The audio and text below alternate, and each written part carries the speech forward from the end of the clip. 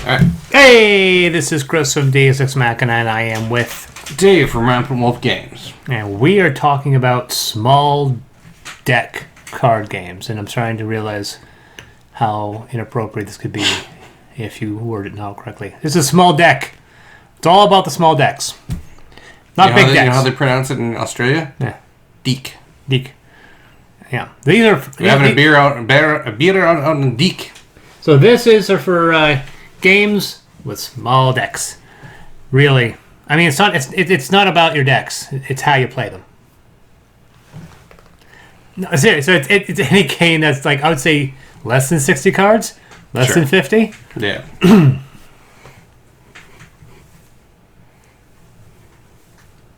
Wrapping Rock.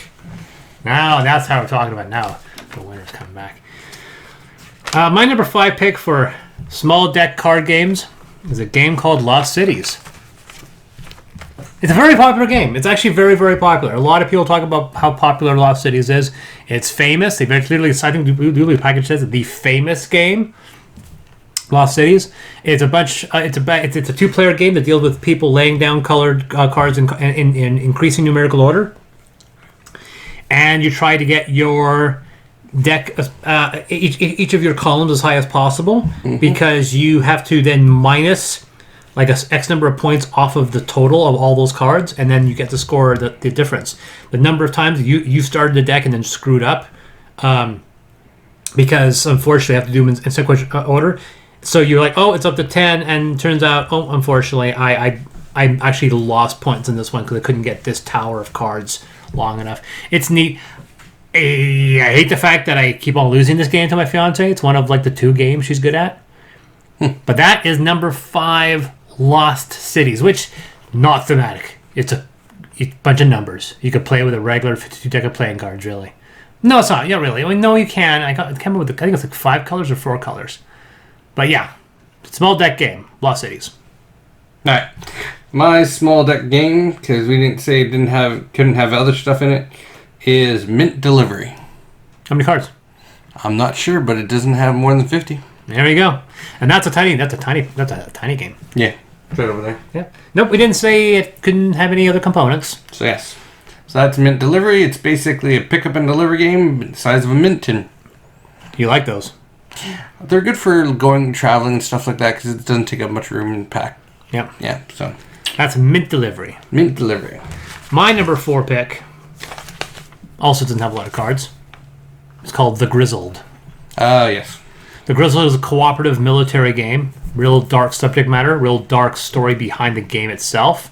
Doesn't have a lot of cards. I think it's like 45. It's a very small box. Okay, you get a lot more cards if you get At Your Orders, which is the expansion. But the basic game, I would also say that the basic game, you can play it easier, but the default game is really hard because you can't communicate with anybody. So it's really tricky and hard because it's a cooperative game and you want to win, but the game will tell you certain things that you have to do and certain ways you have to act, which will make it more difficult for you to win. So yeah, that's it's a good game. It's really got a unique art style, but that is number 4, The Grizzled. All right, coming in at number 4, and they're going to start to see a theme form for games with less than 50 cards is Mint Works. So this is going to be identical to our tiny games. Pretty much, almost, yes. Because I made a point of trying to make things a little different. Couldn't help it. Like I said, I didn't have many. That's why I said this was a bad list. But anyways, moving right along. Basically, this one is basically SimCity meets Small Mint Tin. You're basically building city works, you're getting money off of it, and you're building a little economic engine, and whoever builds the best one wins. That's it. Over to you. Number 3? Number 3. My number 3 is Harbor. Harbor is a game it seems like it should be in the same universe with the Tiny Epic. Because it plays on similar ideas of following and a whole bunch of other rules. It's a small box game, but it's made by Tasty Minstrel. Right? And Tasty Minstrel and Gameland, they seem to borrow ideas off of each other. Oh yeah, big time. Yeah, this seems like there's like somebody puts out a game and then they come out with a game that's very similar. Harbor is a neat game. It has an economic model that's almost identical to what we see in Heroes of Lander and Sea. Only it's a very dominant mechanic of the game. It's very fun. I do believe there are only 36 or maybe 42 market cards. So it's a pretty small box game. Mm-hmm. It has some tokens, but that's about it. But yeah, it's a really fun game. It's one of the few economic games that my fiance really likes. That's my number 3 pick. Harbor. Aside, have you seen Ultra Tiny Epic Galaxies? No. It's on Kickstarter. It's Ultra Tiny Epic Galaxies. Really? The dice are cubes. What do you mean cubes?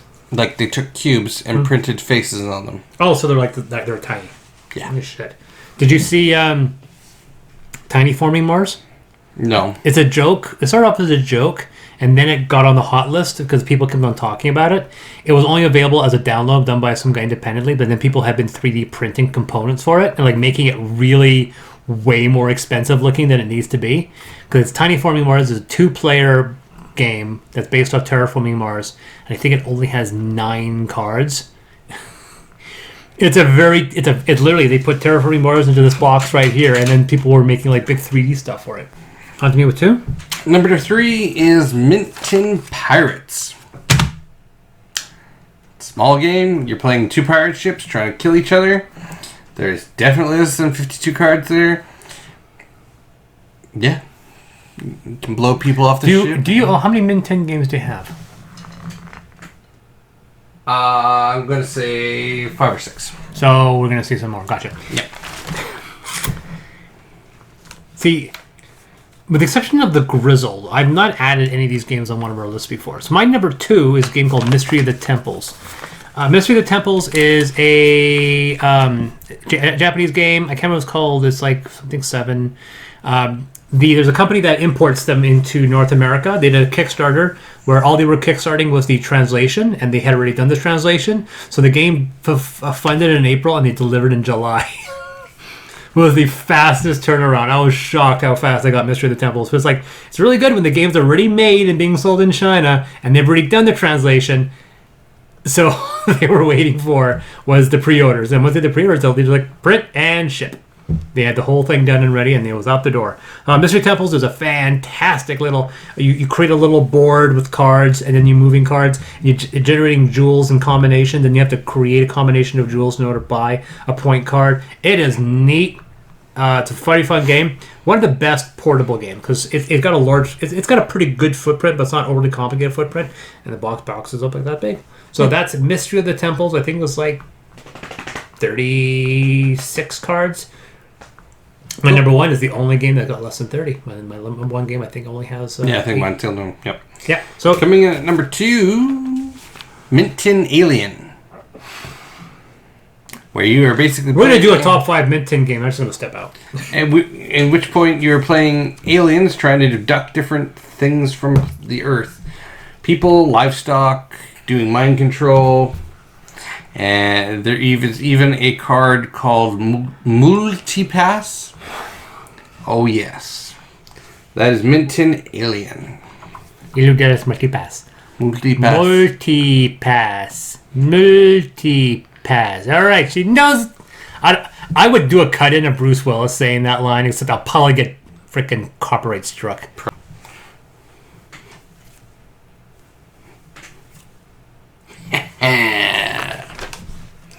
Number 1 card game with cards with less than 52 cards, full deck, whatever you want to call it, is Sprawlopolis. Wasn't on one of my lists before. Hasn't it been? Isn't that kind of another Mint kind of game or tiny game? No, it's a little card holding pack. Oh no, you have mentioned this one. It's like it's a pocket-sized game because it's like really flat. Oh yeah, it fits in like a business card holder thing. It's like no, you have. I don't think it's been on the list, but you have definitely mentioned this game. I have, because it is an amazing game. It's basically a city builder, but it fits in the size of a business card holder. It's like all right. How many cards is it? I think it's like 46 or something. Smallest deck you got, eh? Yeah. Wow. And I just added the Beaches expansion.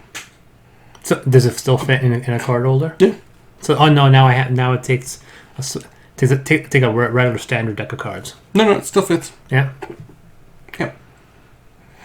I can... Small deck. I got you beat. My number 1 has less than 18 cards. What's that? It's Tides of Time. Never heard of it. Tides of Time is a 2-player card drafting game when you're both drafting cards to each other from a set, and you're trying to create a set collection in front of you, and then after you've done that, you're trying to score points on the combination that you have created. And then you do that a second time, right? And you get to keep 1 card, and then you add your next set onto the new card, and you do that a second time, and then you add up your points and see who won. It's a very fast game. You play it in like less than 10 minutes.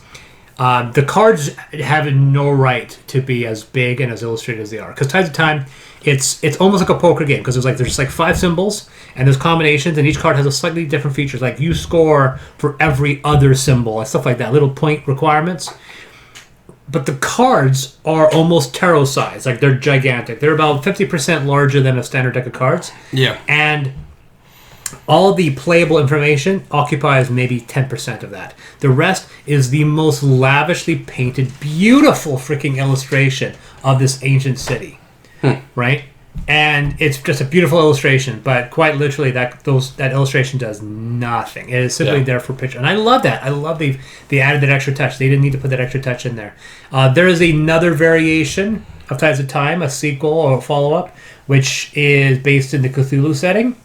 That uses now Cthulhu locations, so it's a lot darker, and adds Magnus tokens. But the game is basically the same otherwise. I haven't played that one. I have played Tides of Time. That's my number 1 pick, Tides of Time. Cool. So my number 5 was Lost Cities. Number 4 was The Grizzled. Number 3 is Harbor. Number 2, Mystery of the Temples. And 1, Tides of Time. My number 5 was Mint Delivery. Number 4, Mint Works. Number 3, Mint Tin Pirates. Number 2, Mint Tin Alien. And number 1, Mint Tin Sprawlopolis. Nope, just kidding. It's Sprawlopolis. Mint Tin Sprawlopolis. All right. I've been Chris. I've been Dave. And remember, the rules are just a suggestion. Play the game the way you want to play it. He almost got it. I did get it. I did get it. I stumbled because I'm a person that stumbles. I can't do dialogue. At Halloween, I go, hi, trick or trout.